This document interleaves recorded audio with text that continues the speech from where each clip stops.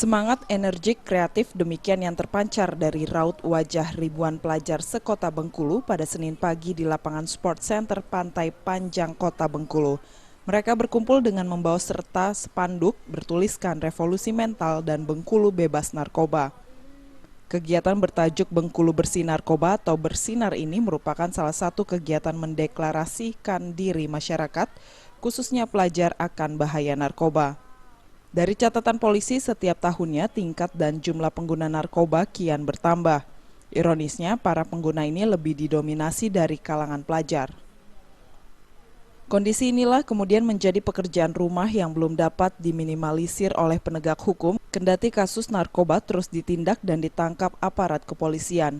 Menurut Kapolda Bengkulu, Brigadir Jenderal Polisi Gufron, selain mengajak dan mengingatkan masyarakat agar peduli bahaya narkoba, kegiatan tersebut digelar untuk mengingatkan kepada pengguna narkoba akan bahayanya barang haram tersebut.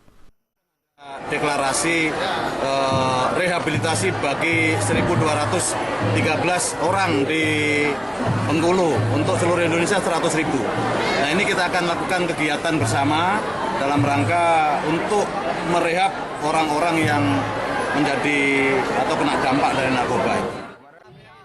Menurut sejumlah pelajar di Kota Bengkulu, narkoba merupakan salah satu penghancur masa depan anak bangsa sehingga harus dihindari. Selain dapat mengganggu kesehatan, juga akan menyebabkan ketergantungan dan jika tidak cepat ditanggulangi, akibat terburuknya adalah kematian. Bisa membuat otak kita beku, jadi pikiran tuh tidak bisa berjalan kembali lagi. Jika kita terlalu banyak mengkonsumsi, mungkin kita akan menjadi sakau seperti itu. Sakau itu bisa membuat kita konsentrasi lagi.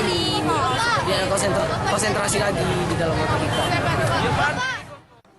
Deklarasi kegiatan bertajuk Bengkulu Bersinar ini ditutup dengan penampilan teatrikal perwakilan pelajar Bengkulu. Dari Bengkulu, Tetra Surya melaporkan.